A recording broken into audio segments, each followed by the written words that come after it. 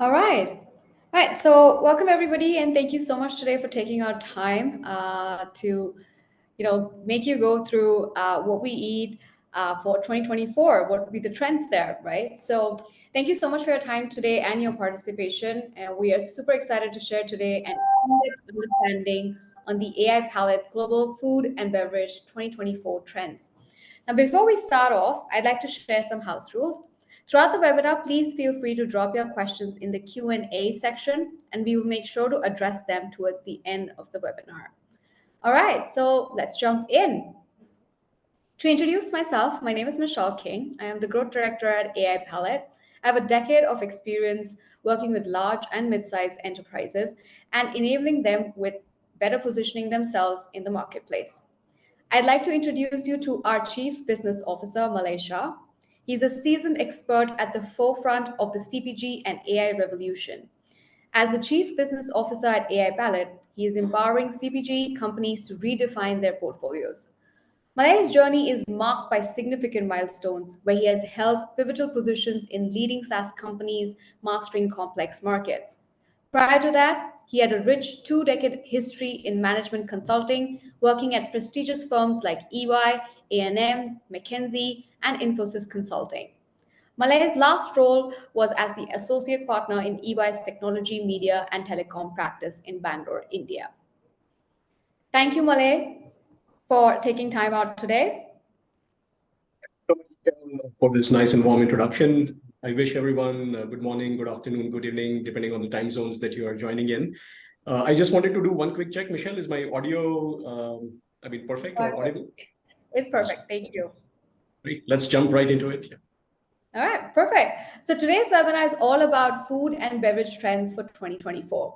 The what, why, and how for brands to capitalize and skyrocket their growth in this new year. But before we deep dive into what's in for 2024, let's take a quick sneak peek into our top 4 trends prediction for 2023 and how they fared through the last year. Let's start with trend number 1, which was nutri-cosmetics. For everyone here, nutri-cosmetics has really taken the world by storm. And here is what we predicted. So Malay, you've been working with countless brands that have launched in the nutraceuticals category, as well as attended many conferences last year. How do you think this trend prediction holds up? Yeah, so when we started out 23, we did make several predictions. Nutri-cosmetic was clearly one of the top trends that we looked at. And I think the best way to really look at how the trend panned out was to actually see what kind of products came out in the market associated with this particular trend. So let me start out with a few. Like, have you checked out some of these products? I mean, there is a product which got launched called Field Strawberry Peach Vegan Collagen Powder. This is really like a magic potion for awesome hair, skin, and overall health. My wife loves that entire product. There is another product called Restorin, which people are saying it's one of the most advanced anti-aging nutraceutical product which has been around. There was another product called Supply 6 360. It's actually packed with essential vitamins like vitamin B and C, and it has got all the nice minerals like magnesium, zinc, iron. I almost call all of these as superheroes of supplements. They actually get they help you get your body the energy from the food, and all of these products are actually the result of this particular trend. And if I were to think about when we started out 2023, it's actually quite wild how spot on we were about this entire nutri-cosmetic trend, and we expect this trend to also continue in 24. So people are really into supplements and gummies, and especially those which are loaded with collagens and vitamins and antioxidants. And this whole trend is not just about looking good, but it's actually feeling great from inside out. We have seen a boost in stuff like green tea and extracts and omega-3 rich products. The whole idea of enhancing beauty through nutrition has really caught on in the last year. And it's actually awesome to see this particular trend. All right, perfect. So now here's the verdict to what actually happened. this actually trended in 2023, exactly how it was fared there. Now, moving on to trend number two, which was about inculcating better habits. People are moving to healthier horizons, moving to low sugar, gluten free, and low alcohol alternatives, right? And generally speaking, I mean, as humans, right, we are seeing this all around us right now. And so, Malay, do you think we've finally come to an era where people are focused on health, but at the same time aren't willing to give up their guilty pleasures? I think it's a great question. And typically when you start out the year, I mean, all of us want to become a bit better human being. We want to practice, better habits. Atomic Habits, for example, was like huge success in the last year and the year prior to that as well. But specifically, if I were to think about inculcating better habits from a food perspective, have you seen some of the products which have hit the shelves lately? There is a product from Warburton's called gluten-free cinnamon and raisin sliced fruity buns, typically bread and great habits don't go well along with each other. But they are like a real treat for anyone who is looking at a gluten-free option. There's another product, from Harvey's low alcohol old ale, which has really got some great love from BBC as well as BBC Good Food and also from Guardian. And it's probably they have been calling it as one of the best low alcoholic beer which has been out there. So looking back at our prediction, right? I mean, if you were to look at early 23 about healthier eating habits, I mean, we were right on the money. Throughout the year, there has been a big lean towards low sugar, gluten-free, low-calorie options that people have been adopting. It's happening everywhere. Of course, the degree of adoption varies in different regions because every region has adopted it in their own way. But it's cool to see these predictions coming true, showing how people are really starting to make better choices when it comes to what they eat and what they drink. And so it just goes on to show that it's not just about, I mean, eating healthy food and having a healthy beverage. It's not just a fad. It's actually a real change in how we all think about food. So this is one trend that has panned out again really well for us. I mean, when we started out the year, and it was not just a part of the early resolutions that all of us make, but we are quite happy that billions of people around the world are actually inculcating better habits, and the trend panned out quite strongly over the entire course of 2023.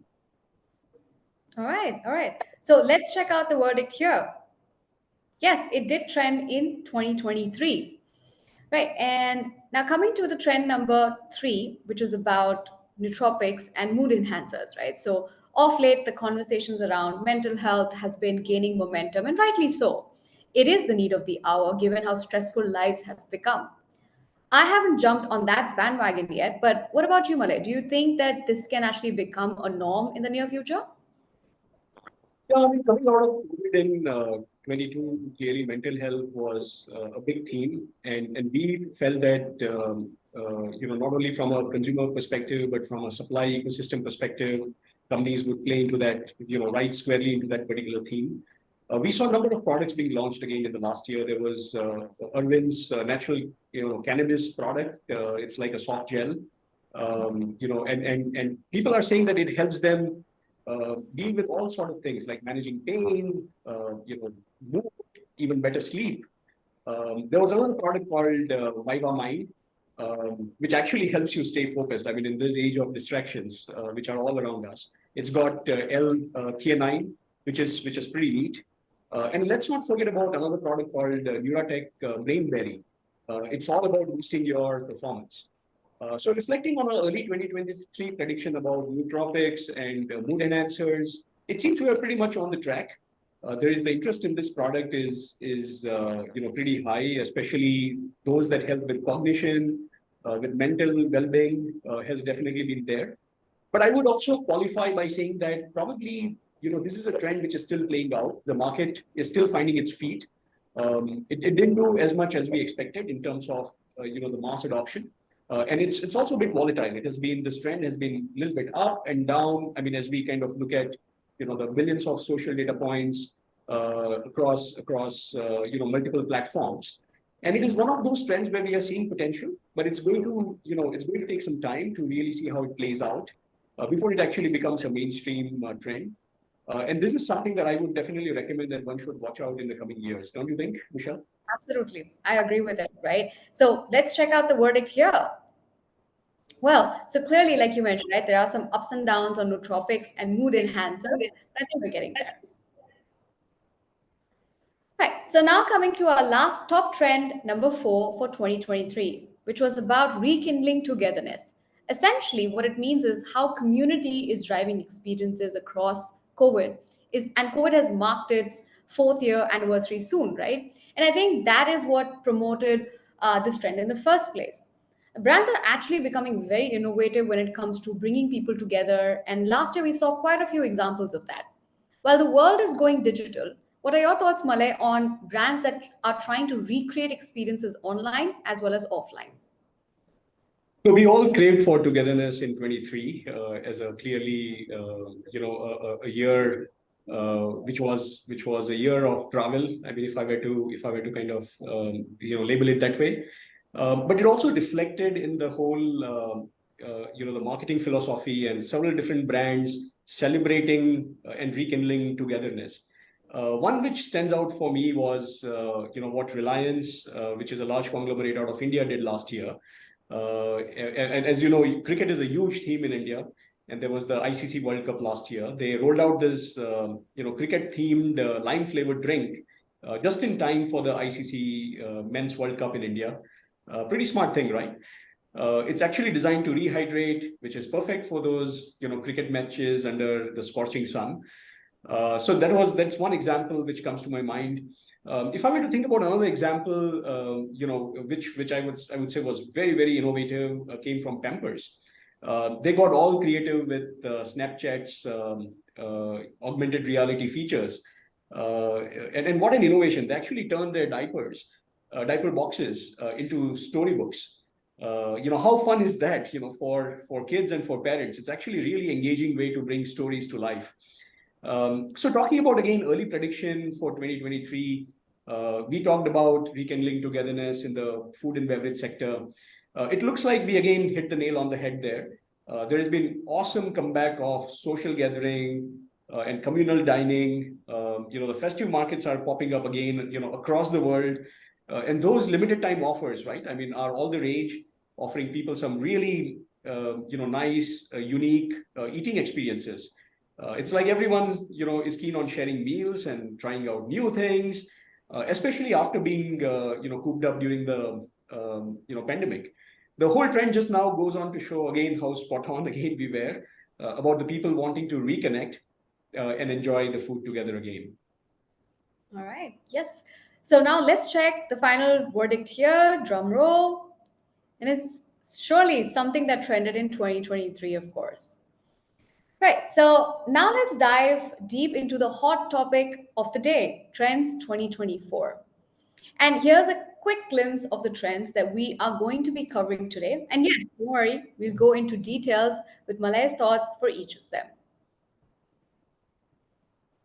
Right. But before we go into the details of the trends, let's actually talk about the how and the research methodology for this report. The primary data for this report has been curated from the AI Palette platform.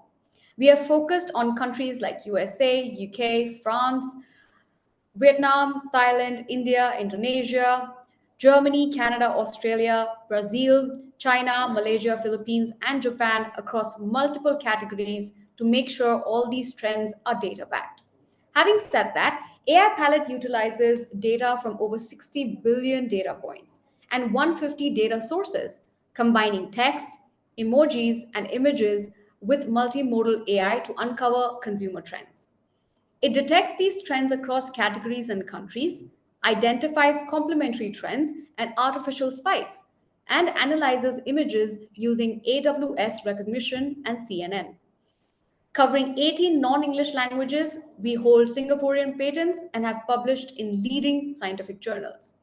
Hence, clearly backed. Let's kick it off with our first 24 trends prediction. Greenprint for growth. What you see on your screens are actually the data points that support the trend and what we are going to be talking about. But before that, we have all heard about blueprint for growth. But what is the green print? Sustainability as a trend has been around, but what's new here? So, Malay, specifically, a lot of consumers are now focused on brands actually being sustainable. Do you think brands trying to greenwash will have to be careful now? Yeah, no, absolutely. I mean, sustainability is the need of the hour. I mean, I may actually sound very cliched, but I think the cliche goes away because the brands actually need to make an authentic attempt at being genuine in terms of their effort as well as in terms of how they portray in front of their consumers.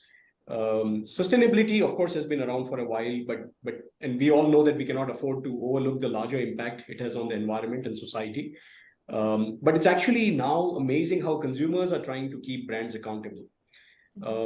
Especially if I were to just look at the whole FMCG industry, or if we were to look at just the world's food system, it is one of the largest contributors, if not the largest. By popular measures, people say that hey, almost one third of global greenhouse gas emissions are actually coming in from the food system, and FMCG sector is pivotal in driving the change. It's definitely a step in the right direction. But there is this thing in the whole business world called greenwashing. It's like companies say that they are all about being green and sustainable, but actually their actions don't really match up. Consumers are nowadays, however, very, very sharp. They can tell when a company is just talking the talk or walking the talk. But on the brighter side, a lot of CPG brands are genuinely stepping up the game here. They are not just talking about being green, they are actually doing it by investing in sustainable innovations. This means they're changing up things like using biodegradable packaging, cutting down on plastic, even using waste products in a cool new ways. They are also shifting to renewable energy sources, which is, of course, a big deal. And education is key here. I mean, these companies are making sure that customers know all about these eco-friendly moves by using things like eco labels, making sustainable claims right on the products.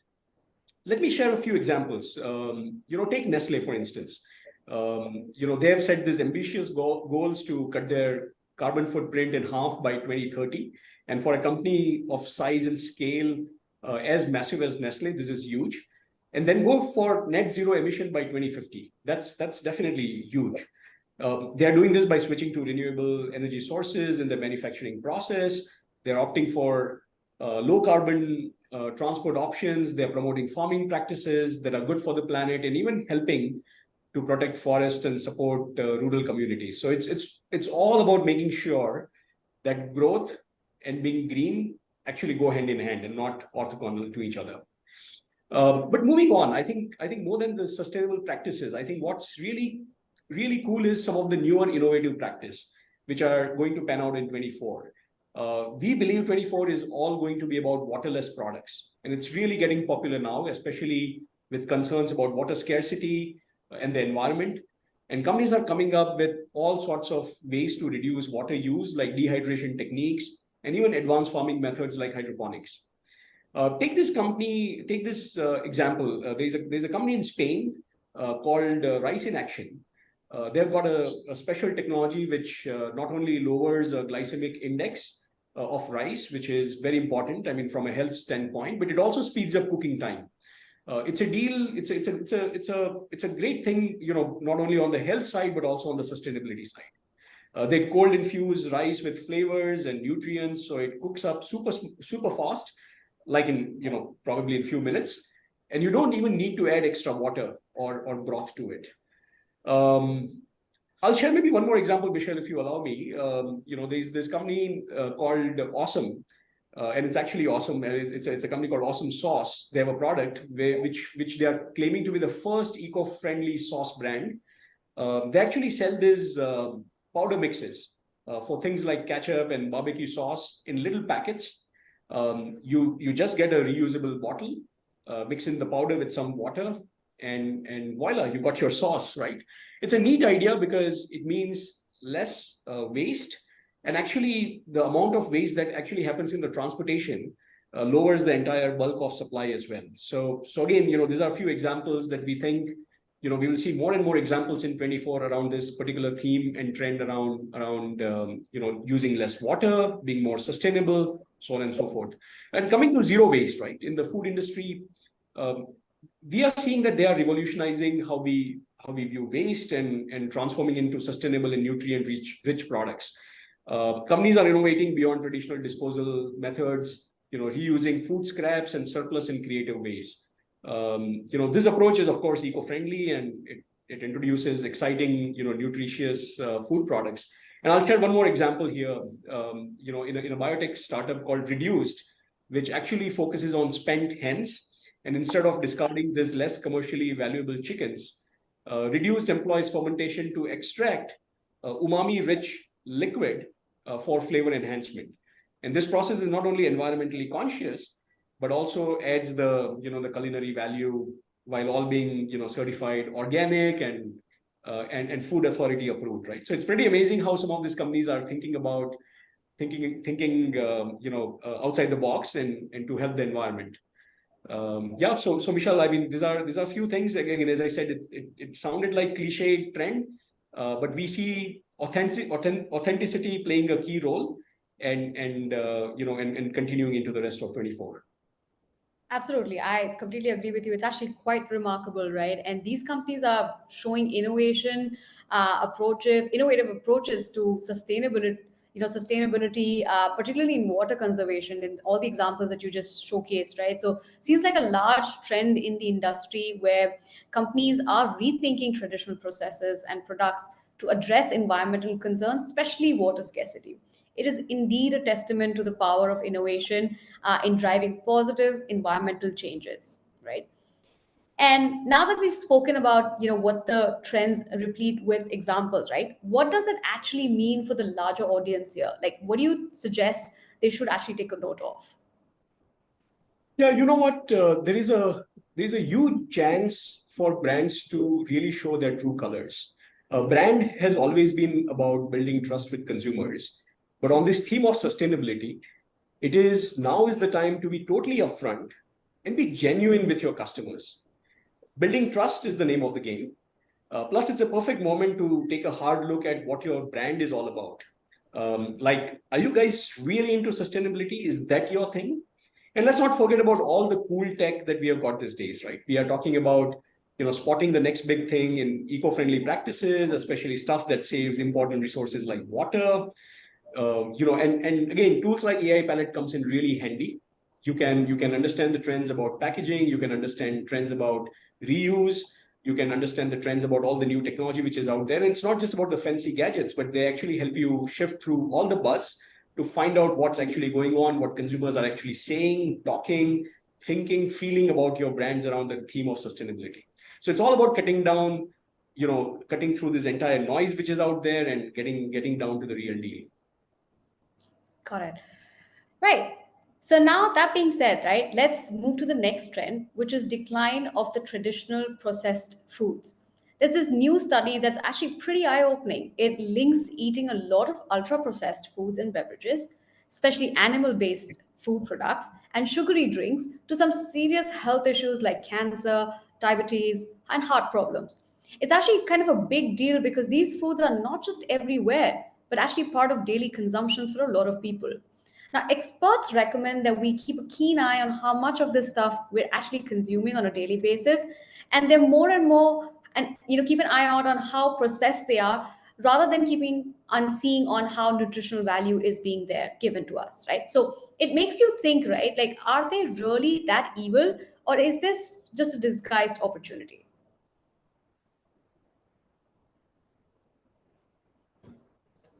Can you hear me?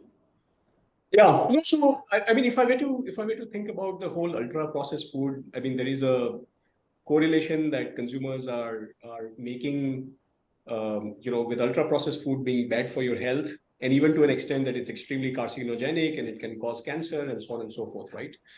But the whole thing about processed foods, I mean, forget about ultra processed food, are they really bad for you?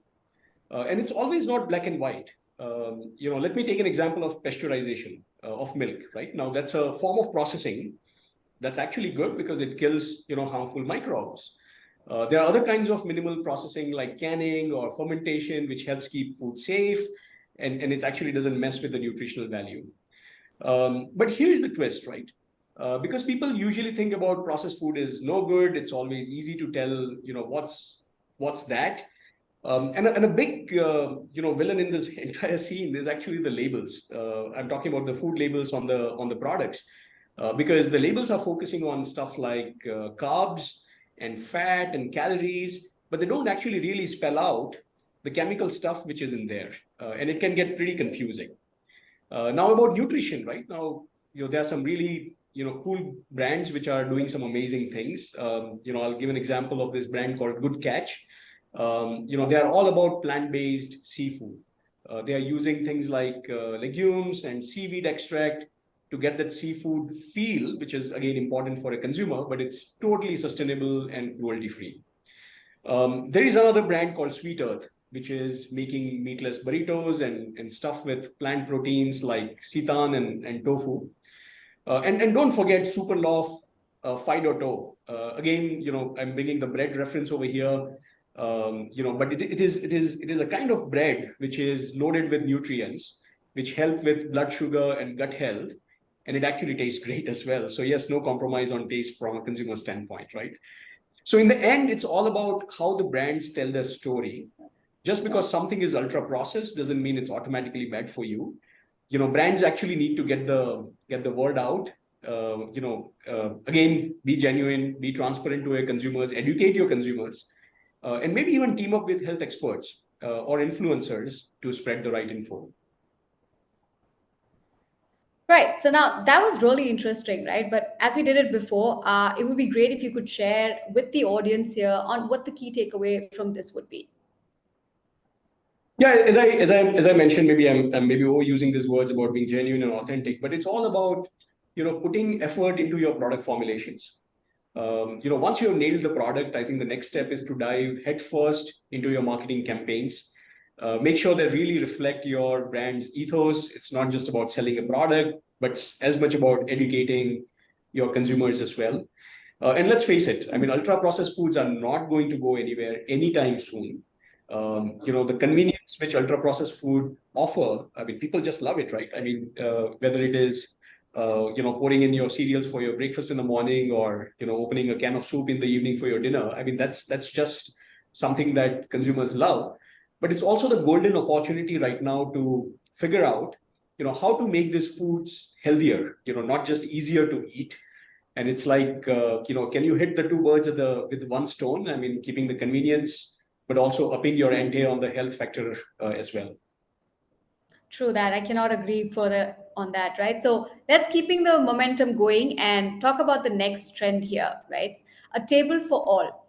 Essentially, a safe world for people with allergies and other dietary requirements. It's a super technical and tricky, right? When you start changing things up to make food safer for everyone, you're kind of juggling a lot. There's taste, texture, and nutritional value to think about. Sometimes when you take something out, it can totally change the whole experience of the food. Like for instance, let's say if you nail the safety part of it, but then taste could be way off, or the texture just isn't the same. It's a real challenge for food creators to keep everything balanced while making sure the food is still enjoyable and good for you. Yeah, dealing with allergens in food production is super tricky, right? Um, we all are familiar with the classical allergens on nuts and so on and so forth. But take sesame for example. Who knew that it would get added to the entire FASTER list? FASTER, by the way, is an acronym which stands for food allergy safety, treatment, education, and research. And sesame is everywhere, right? I mean, it's there in bakery items, it's there in confectionery items. We also get all those sesame topped burger buns for us to feel less guilty about eating bread again. But it's a common ingredient which has now suddenly become like a big concern. But the cool thing is, the brands are actually getting on board with innovation. It's actually there is a huge market opportunity or a slice of the market, you may call it a market segment, which is just waiting out there. It's not just a nice to hear anymore to cater to allergies. It's actually becoming like a like a standard.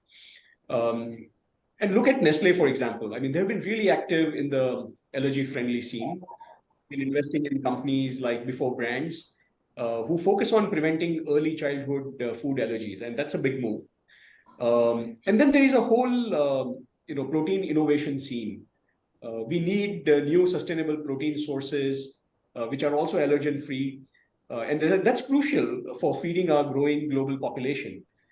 There are companies like, if you were to look at the companies like High Food, and there is an Alianza team in Europe who are working on this, and they are trying to develop, high value, clean label emulsions to enhance the taste as well as the texture of plant-based products.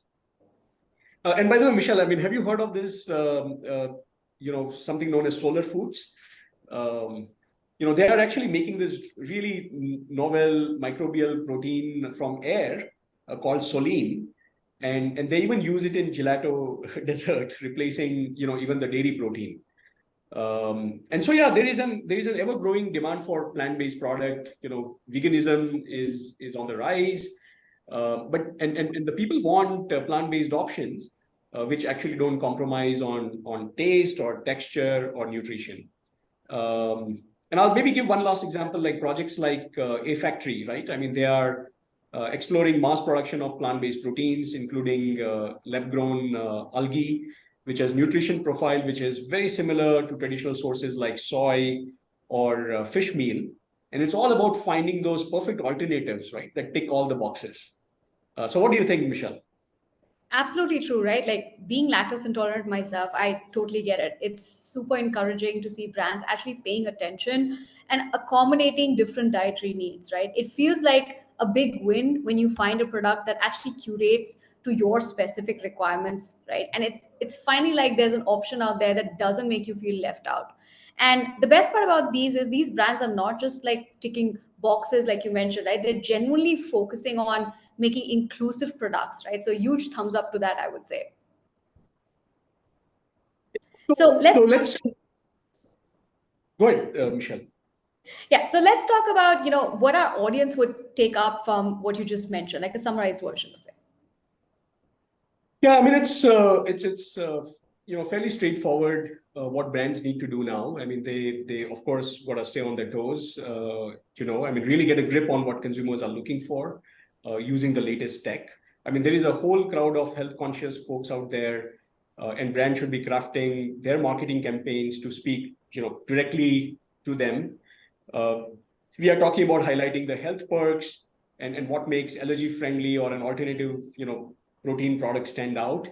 And for the brands who are hopping on to this no allergen or a no allergen train, it's actually all about education. They've got to spread the word. They make sure that their audience knows, what's up with the products. And I think sometimes they can't do it alone. I mean, collaboration is going to be critical here as well. So whether it's teaming up with the biotech firms who know their stuff about, plant-based proteins, again, can be a game changer over here as well. It's also about using their expertise and technology to, whip up maybe some really cool and innovative food alternatives over here. Yeah, so that's pretty much on this particular topic, which we believe again will pan out in 24. All right, so that's a wrap on a bit of how brands are actually stepping up to meet health conscious and specific dietary needs, right? It's cool to see how they're mixing up the game and with new ideas and coming up with new collaborations as well. Now, let's shift gears and jump into our next topic, right? So it's about culinary kaleidoscope. Now, heading into 2024, it's like we're stepping into a whole new world in the consumer goods scene. There's this cool trend we're calling navigating the fusion frontier. It's all about mixing and matching different culinary styles from around the globe, right? And this is leading to some really innovative products and totally unique experiences for consumers. Imagine tasting a mix of flavors from different corners of the world all in one product. It's pretty exciting time in the food industry. What do you think, Malay? Yeah, no, isn't it wild? How things like K-pop craze or globalization and internet have totally brought the world closer together. And it's crazy, again, how fast food trends can change when something big happens globally. One example I would give is like fusion flavors, and they aren't just a passing fad. They are seriously shaking up things in the consumer goods world. People are craving for new, unusual flavor combos. They are mixing up, sweet and savory, or blending different culinary traditions. So let me give an example again, from one of the companies which has launched a product. Take, Second Nature snacks. They've got this global fusion trail mixes, and it has got flavors like Mediterranean herb and citrus habanero, and it's like mini trip around the world in a snack pack. And get this, I mean, 24 is all about mixing savory with traditional bakery flavors. It's a whole new take on snacking, perfect for folks looking for something different and a little fancy as well. Cheetos, for example, they have jumped on this with their flaming hot cinnamon sugar flavored popcorn. And there is, of course, my favorite band and a favorite drink as well, which is Elvis Whiskey, which is going all out with a peanut butter, banana, and bacon flavored whiskey. So talk about capturing like Elvis Presley's iconic sandwich in a bottle. So brands are getting super creative in responding to how consumer tastes are changing, and like Doritos, which again came up with this crunch cancellation tech, right, which was tailored for gamers. So it is how do you use AI in some ways that you hadn't even thought about previously. So it's about all that AI thing which filters out sound of that crunchy snack. And we all know that gamers love snacking when they're gaming. And it just shows how brands are combining technology and food in the coolest way. It's all about creating experiences and not just isolated consumption scenarios. All right. So now, of course, the global, so sorry, we jumped off there. Yeah, just one second. Of course, global trends were, always an influence food trend and sometimes give rise to newer categories, right? So quickly, let's, see what brands can actually take away from here. Yeah, so I mean, brands can really get creative, especially with their snacking product, right? It's all about, we did talk about mixing up things like, savory and sweet, but there's ton of unwrapped potential, excuse my voice, potential in this particular category. So imagine the kind of unusual flavors you could come up with, right? And it's not just about going all out. You got to really tap into what consumers are really desiring to have. So do dig into those insights. Do look at the market data.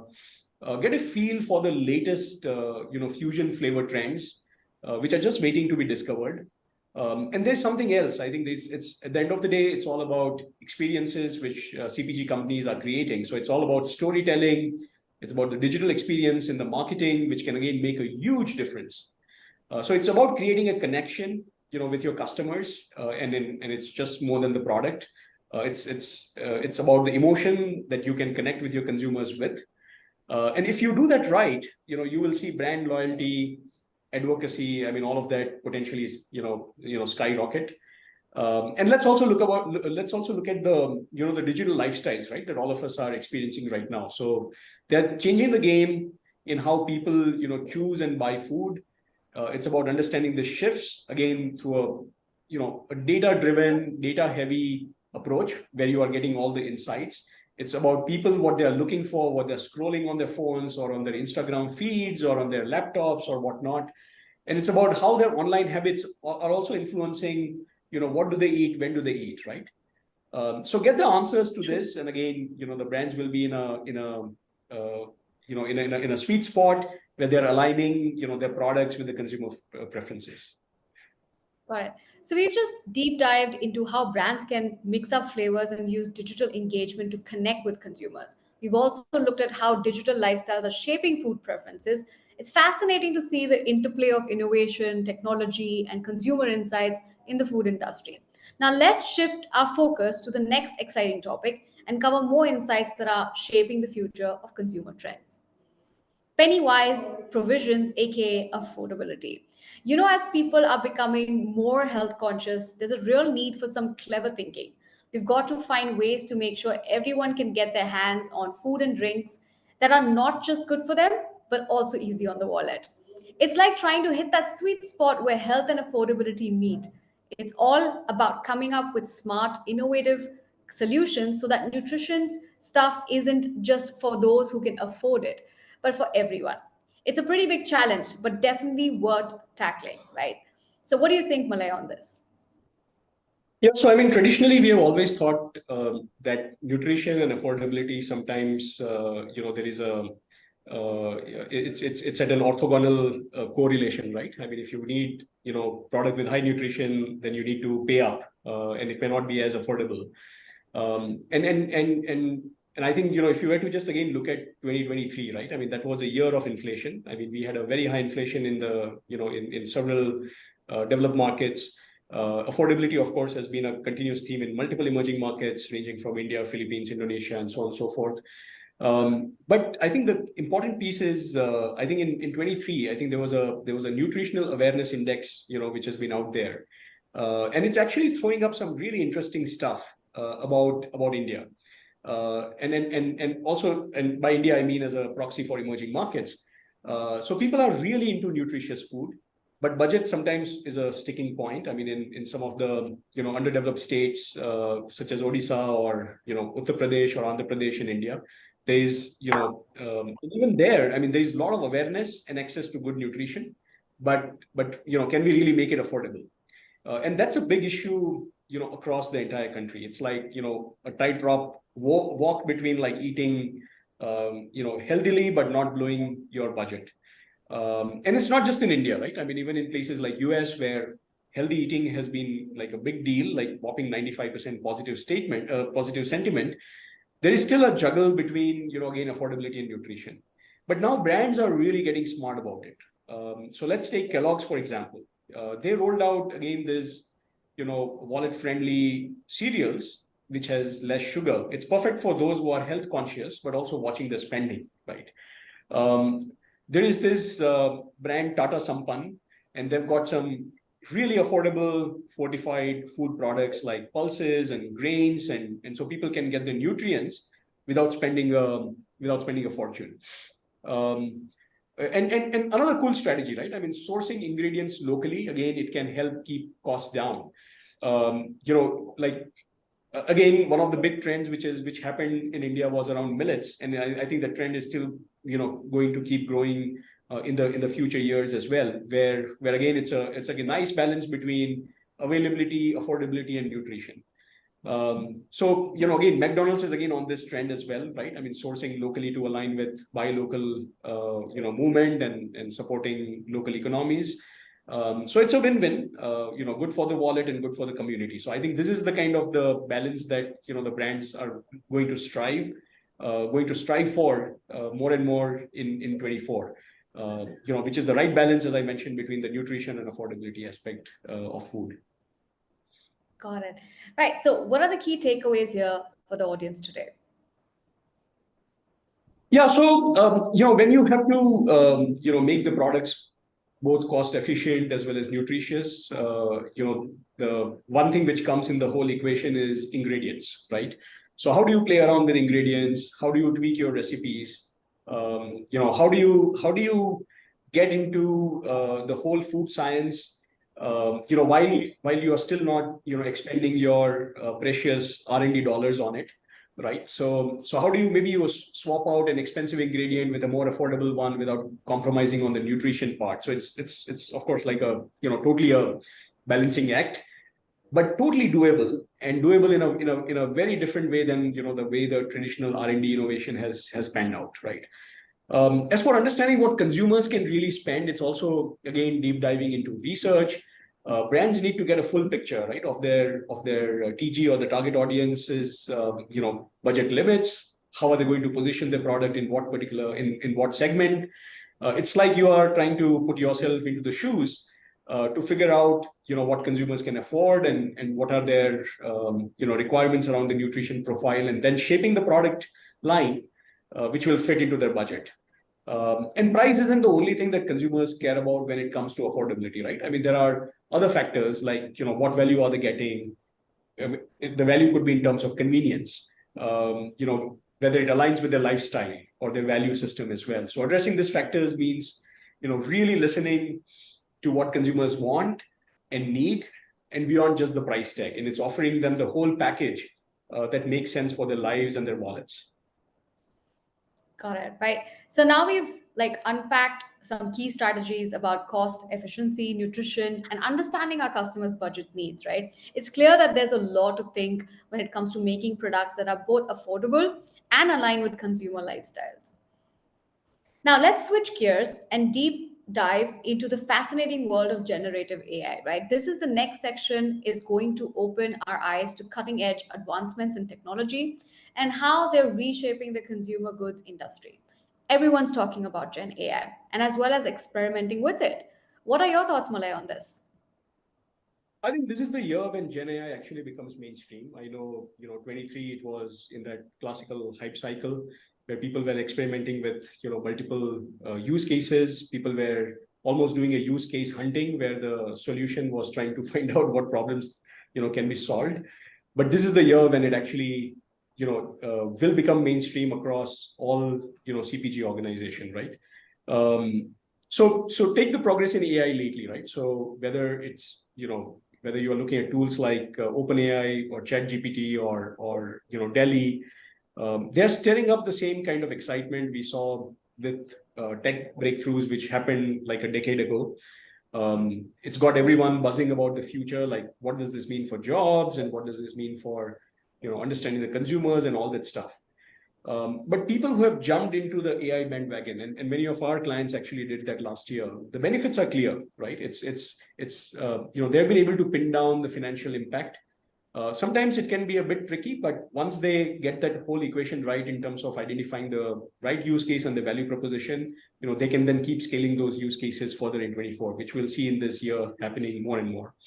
And especially in retail and consumer goods sectors, right, where competition is quite fierce. I mean, we know people are fighting even for 0.1% market share and like 1% growth and so on and so forth.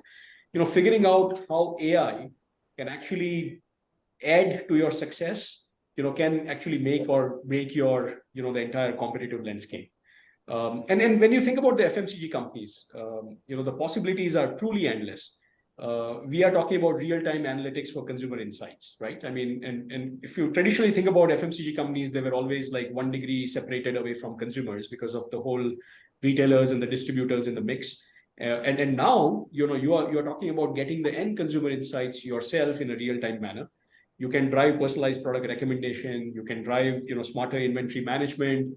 You can predict the trends for your product launches. And you can even cook up new flavors and experiment, without spending your precious R&D dollars in terms of, launching your next bestseller, right? So the sky is truly the limit when it comes to Gen AI.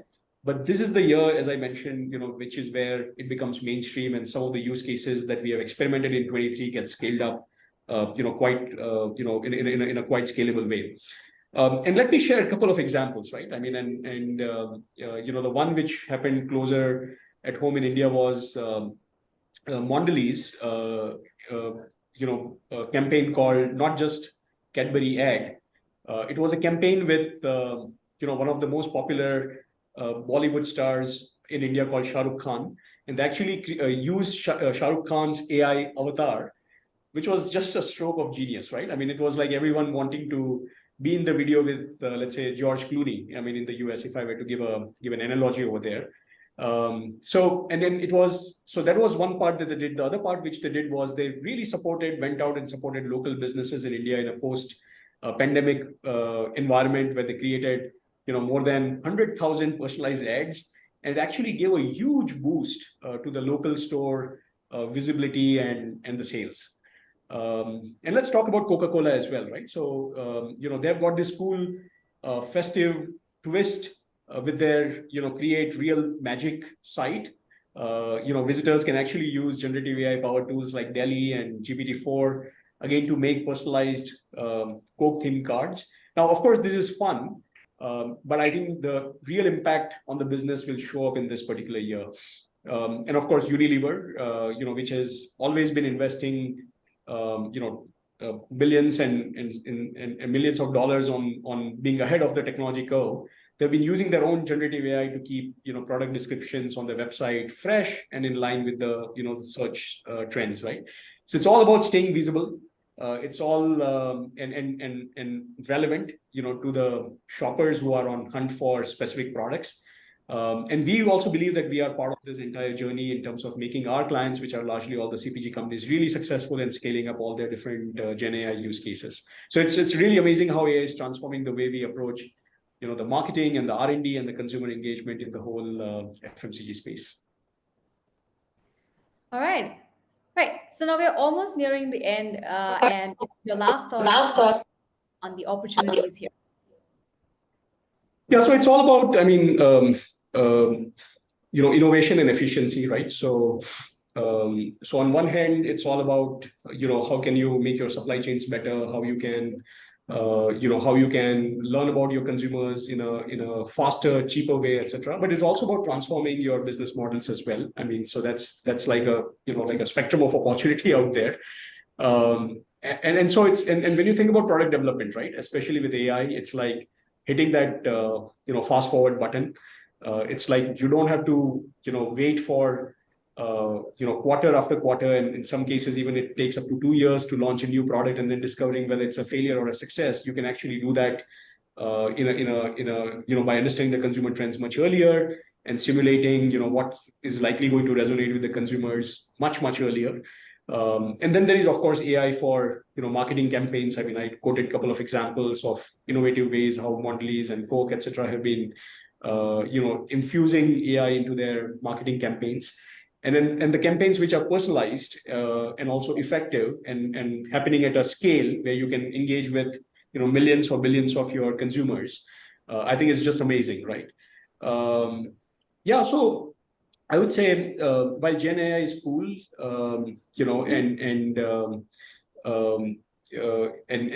it can also be applied in a very specialized way for our own industry. Like, for example, we have got Food GPT, which is all about, it's like a game changer technology where you can really understand, what's happening in the food and beverage world, where you combine, first party, second party, third party data sets and make, decisions at a speed of thought and get your success rates much higher in terms of launching a product which will likely resonate with your consumers.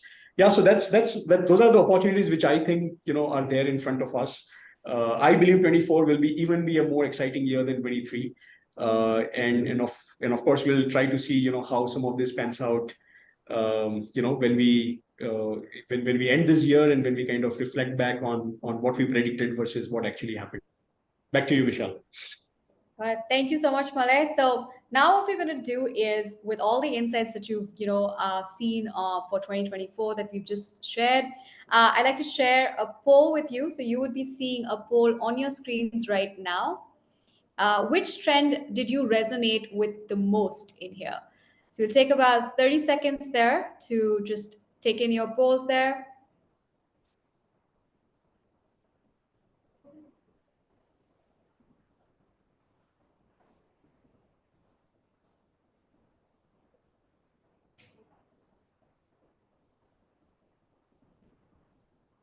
It's got almost 80%. And yeah, we should be good. A couple seconds there. All right. All right. So thank you for showing up that. I'm just gonna, the answer should be on your screen there, and we'll take out to the next poll.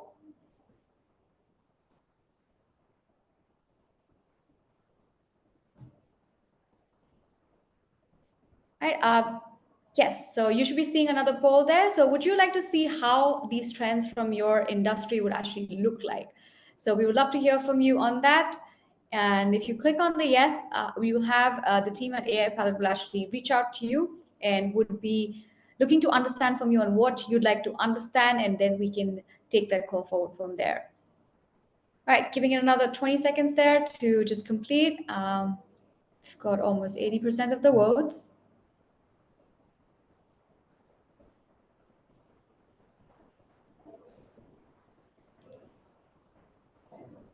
All right, okay. Thank you so much for addressing those there. And I'm just gonna, yes. I think the screen is done. Yeah, okay. All right. So now a little bit about AI Palette, right? So AI Palette actually enables CPG companies to create consumer winning products using artificial intelligence and machine learning, right? It uncovers consumer drivers and their motivations behind it, right? It helps brands in creating product concepts that meet unmet needs of the consumers. Its natural language processing algorithm can also understand 18 languages, including Asian languages, making it truly one of a kind. So essentially, resulting in higher growth in revenues, expedited launch times, and significantly lower costs while launching successful products. We're headquartered in Singapore and currently working closely with the world's largest food companies, including Fortune 500 giants like Kellogg's, Nestle, Olam, and many more. If this is something that is intriguing, you would like to explore, please feel free to reach out to us and we'll be glad to address any questions that you have currently, and you can have them posted on the Q&A section there.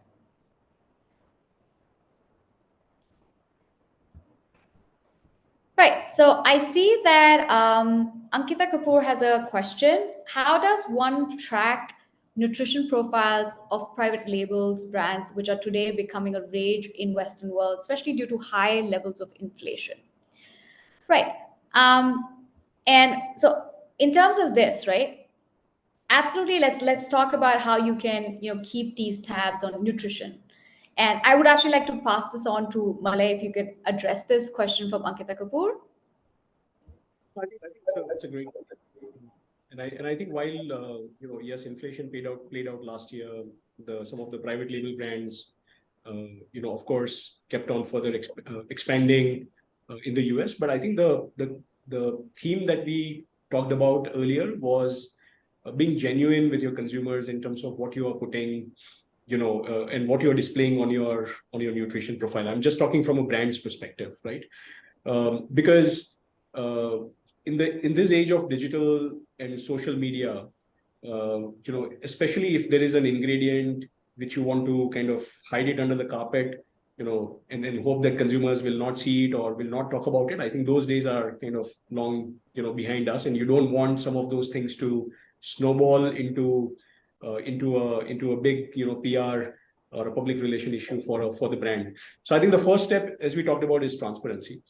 The other part about the nutrition, the labeling is of course, yes, a nutrition label needs to have some of the basics like calories and carbohydrates and the vitamin and the protein mix and so on and so forth.